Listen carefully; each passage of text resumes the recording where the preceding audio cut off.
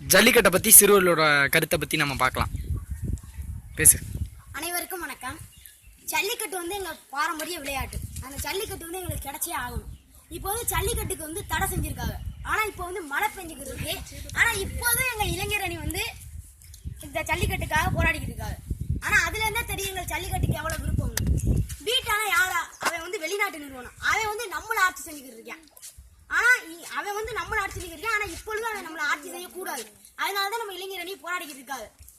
வீட்டா வீட்டா முறுக்கு முறுக்கு முறுக்கு முறுக்கு மீசைய முறுக்கு மீசைய முறுக்கு நொறுக்கு நொறுக்கு நொறுக்கு நொறுக்கு வீட்டாவ நொறுக்கு வீட்டாவ நொறுக்கு ஜல்லிக்கட்டு வேண்டும் ஜல்லிக்கட்டு வேண்டும் வேண்டும் வேண்டும் வேண்டும் வேண்டும் ஜல்லிக்கட்டு வேண்டும் ஜல்லிக்கட்டு வேண்டும் வேண்டும் வேண்டும் வேண்டும் வேண்டும் ஜல்லிக்கட்டு வேண்டும் ஜல்லிக்கட்டு வேண்டும்.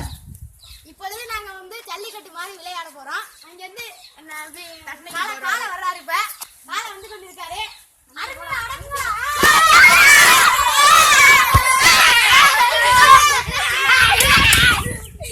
கிங்ஸ் சேனலில் இருந்து ஒளிப்பதிவாளர் லியோன் ஆசிர்.